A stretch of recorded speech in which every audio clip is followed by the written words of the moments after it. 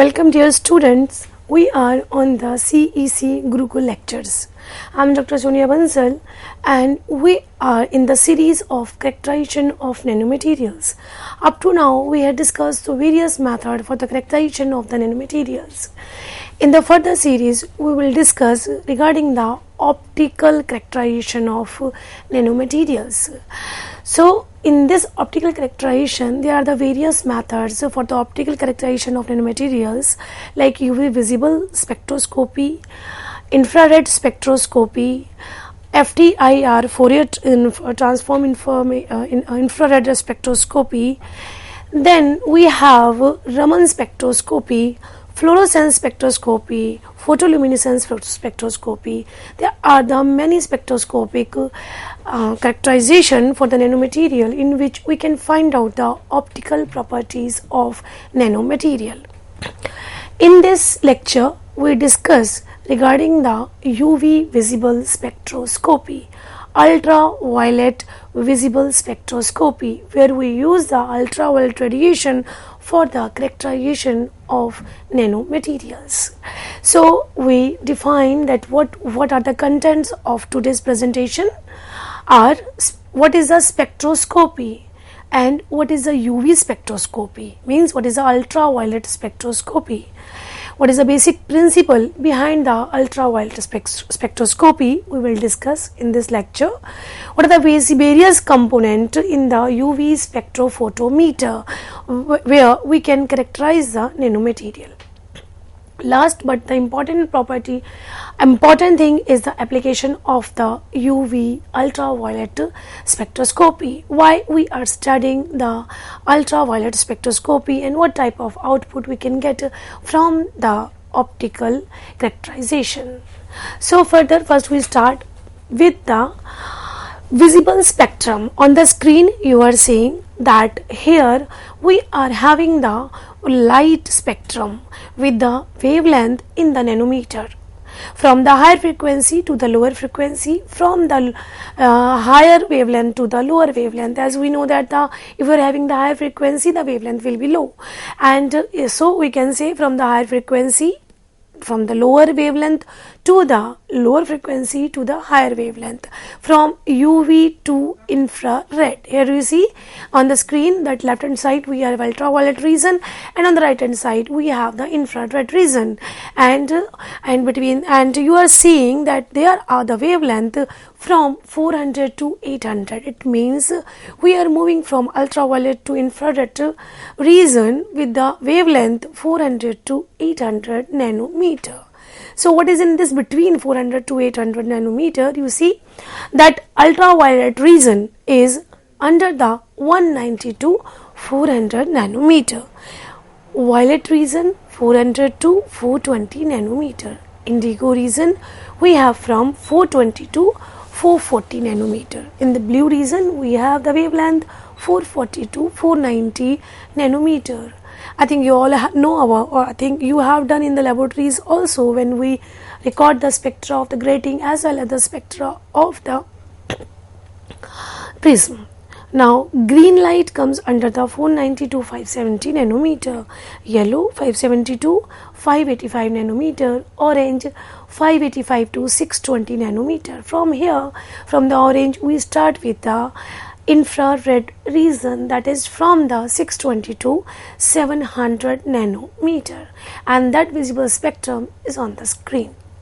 So here if we talk about the wavelength for the ultraviolet region, it is in between the 190 to 400 nanometer, and the red region, that is infrared region, is under the 620 to 780 nanometer.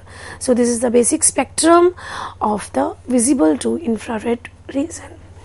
We start with the spectroscopy. What is the spectroscopy? Spectroscopy basically is the measurement and the interpretation of the electromagnetic radiation which is absorbed or emitted when the molecule or the atoms or the ions of a sample move from one energy state to the another energy state. In this definition, we can say when the ions and molecules jump from higher state to the lower state, from the one energy state to the another energy state, we can measure its behavior. That is the spectroscopy. That will come in the form of electromagnetic radiation, absorption and emission. If it is going from lower state to the higher state, then we can say that the electromagnetic absorption. If it comes from the higher state to the lower state, then we can say it is the emission. So spectroscopy measures or explain the electromagnetic radiations absorbed or emitted when the ions and molecules jump from lower state to the higher state or higher state to the lower state. That is the spectroscopy. Means we are studying the behavior of the electromagnetic radiation absorbed or emitted. Then spectroscopy. What is the electronic spectroscopy? Electronic spectroscopy comes define the ultraviolet and visible spectroscopy, where earliest it was defined as the molecular spectroscopy. Nowadays we use the electronic spectroscopy, where we can use both the atomic and molecular spectroscopy. That is also known as the ultraviolet visible spectroscopy. The phenomena of the interaction of the molecules with the ultraviolet or visible light means there is interaction between the visible light or the ultraviolet light with the molecules. That define its properties, optical property. Absorption of the photon result in the electronic transition of the molecules, and the electrons are promoted from the ground state to the higher electronic state. It means we can measure the absorption of the photon when the electrons transfers from the lower state or the ground state to the higher electronic state. Then we can find out the absorption of the photon. What are the types of spectroscopy? Here we define the two types of spectroscopy. First is the atomic spectroscopy. What is atomic spectroscopy? Where the energy changes takes place at the atomic level. What are the example of this type of spectroscopy? Are atomic absorption spectroscopy, flame photometry. These are some examples of the atomic spectroscopy. Next type of spectroscopy is molecular spectroscopy, where the energy changes or the transitions takes place at the molecular level, and it contains UV spectroscopy and the infrared spectroscopy and many more.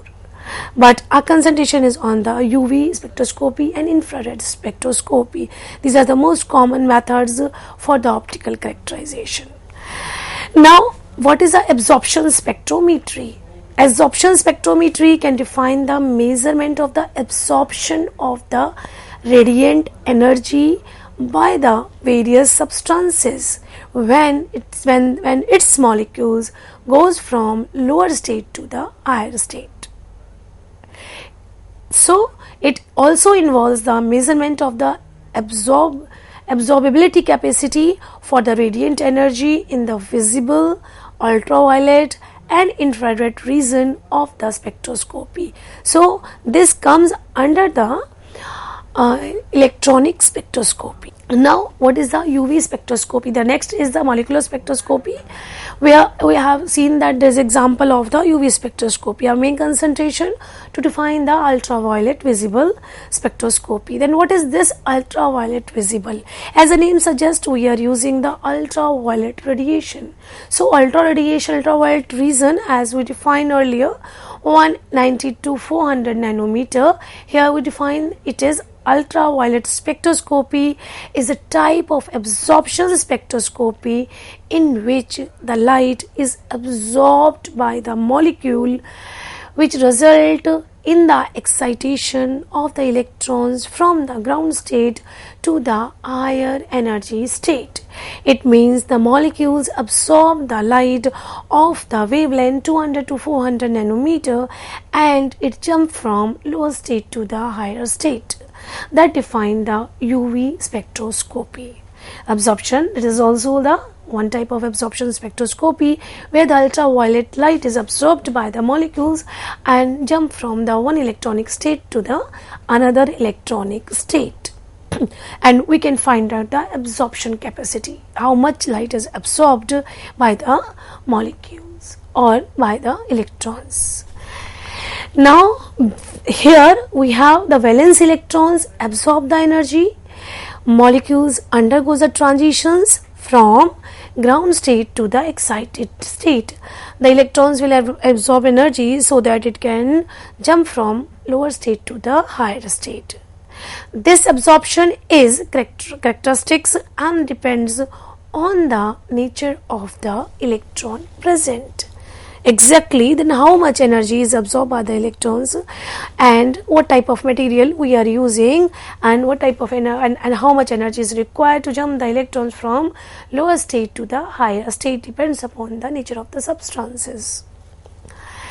Next, the UV spectroscopy. Here we use the electrons. As we discuss about the electrons, then what type of electrons we are using here? Here I define the three types of electrons, where one is the sigma electrons, which is in the saturated compound. Second is the pi electron, which is in the unsaturated compound, and an electron is the non-bonded electrons. Means electrons are having many forms and there is a transitions between the one form of the electrons into the another form of the electrons. As we have the sigma electrons, saturated compounds, saturated electrons, there is interaction between sigma and sigma star, means the excited state electrons, pi to pi star and to n star. So these are the type of electrons participates in the ultraviolet spectroscopy. Next, there are the three types of the absorbance instrument. Means UV visible spectra we can get. The spectra we can get from the UV visible spectroscopy is the UV visible spectra. So here we define the three types of the spectrometer. One is the single beam spectrometer, second is the double beam spectrometer, and third is the spontaneous spectrometer. There are the three types of the spectrometer: single beam, double beam, and the simultaneous electrometer. So as the name suggests, single beam instrument. Here you see that means here we are using the single beam. Single beam is used for the characterization of the sample. The single beam instrument has a filter or a monochromator between the source and the sample. Here you see in the diagram, source on the left hand side. From the source we are getting a light which fall upon a monochromator so that we can get the single wavelength light, and from this monochromator the light fall upon a sample. It means we are using a filter or a monochromator between the source and the detector and the sample to analyze the one wavelength at a time. It means the one wavelength fall upon a sample and that wavelength we can detect on the detector. So this is a very basic arrangement. Source we use, monochromator we are using, light from the source pass from the filter or a monochromator fall upon a sample, then detector can detect the light. This is the single beam instrument where we use the single monochromatic light. Second is the double beam instrument, which is having a single source and a monochromator, but this single source split into the two parts, and this can be done by the series of the mirror to get the beams to the one on the reference sample and another on the sample to be analyzed. This allows more accurate reading. This method is the best method for the characterization or optical characterization to find out the absorption or emission. So in the double beam, the single beam source which is coming from the source split into the two parts. One fall upon a reference sample and another fall upon a sample to be analyzed. Here you see in the diagram, source, light coming from the source fall upon a monochromator. From the monochromator, it is falling on the reference sample and the sample. Now here I define, and you are seeing that there are the two mirrors between the references and the monochromator. Again we can say here is the monochromator is used between the source and the sample or the detector. Here we see that the one wavelength is coming from the source passed from the monochromator, so that we can monochromator is used so that we can get the single wavelength, and this wavelength is this light is passed from the reference and passed from the sample by using the mirrors. What is the reference and what is the sample? Sample, if I just give an example, if we are using to get the optical property of Buckminster Fullerene, then we put the Buckminster Fullerene in the sample. Here we see these two where we put the sample known as the cubit. Cubit is the sample holder where we put the liquid sample. This Buckminster Fullerene C60 dissolved in the solvent, which may be of aromatic hydrocarbons, or we can say we can use the toluene in which it is highly soluble, xylene in which it is highly soluble. So we use that xylene in the reference. We put the reference, xylene reference, we mix the Buckminster Fullerene C60 with the xylene, and then we put it in the sample holder. Now it is very clear that the reference contains the xylene solution and the sample holder contains the C60 plus xylene. It means solution plus solute, solvent plus solute is in the reference sample, it is in the sample holder, and the reference contains only the solvent. Again I repeat, here we are having a two qubits, one containing the reference sample which is the solute, as I have given the example of the xylene. The another qubit contains the solute, that is the Buckminster Fullerene C60, and the solvent, that is the xylene, in which we dissolve the C60. So we are having a two qubit from the light pass from these two qubits. One is the reference qubit, second is the sample qubit. The sample holder, second is the reference holder. Reference holder contains only the solute, but the sample contains the solute as well as the solvent. But the reference contains only the sample holder having the solute plus solvent, but the reference contains only the solvent. Light pass from both the reference holder and the sample holder.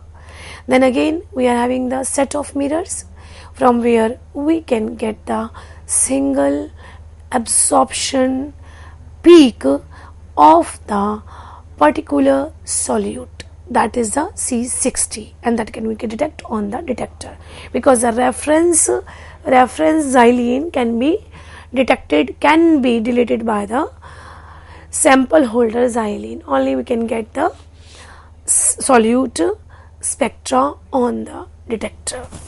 So this double beam is very much important and very much best method for the characterization of the optical properties of nanomaterials. Now in contrast of that, we are having the another simultaneous instrument which does not have any monochromator between the sample and the source. So it means it has a diode array detector that allows the instrument to simultaneously detect the absorption at all the wavelength. It means here on the simultaneous instrument is usually much faster and more efficient, but all these type of spectrometers work well. Now here on the screen we are seeing that light source fall upon a sample, directly fall upon a sample. You are seeing there is no monochromator and no filter, directly fall upon a sample, and the diode array detect all the properties of the material in the sample holder. So directly we can detect detect the optical properties, optical characterization. Now, what is the principle behind the UV spectroscopy that we will discuss, or we can say what are the steps of the UV visible spectroscopy. Here we see that when the ultraviolet radiations are absorbed, this result in the excitation of electrons from the ground state towards a higher energy state. That is a absorption spectroscopy. The first step we can see here that the absorption of the electrons from the ground state towards the higher energy state, and this comes under the ultraviolet region, where the molecules jump from higher state to the lower state to the higher state absorption. The molecule contains the pi electrons or the non-bonding electrons, that is the n electrons, that can absorb energy in the form of ultraviolet light to excite these electrons at the higher anti-bonding molecular orbital. In this molecular spectroscopy, we have the molecules containing the pi electrons and non-bonding electrons that absorb the energy, that all are on the ground state and absorb energy in the form of ultraviolet light and excite them on the higher energy level. Then the more easily excited the electrons, the longer the wavelength of light is absorbed. As the electron is easily excited on the higher state, then absorption rate is more. There are 4 possible types of transitions: pi to pi star, n to pi star, sigma to sigma star, and n to sigma star. Means there are the various you can say the transitions between the electrons of non-bonding electrons and n electrons and an anti-bonding molecular orbit. You see that they can ordered as follows, like sigma to sigma star greater than n to n star. This is absorption rate, where we have the transition from sigma to sigma star having more as compared to n to pi star, pi to pi star, and n to pi star. These are the transitions. And absorption of the ultraviolet light by the chemical compound will produce the distinct spectrum which aids in the identification of the compound. As this absorption rate will explain the what type of compound is using and the sample holder. It is can find out the compound using by getting the absorption rate. Up to now, here we discuss about the principle of ultraviolet region. Thank you very much.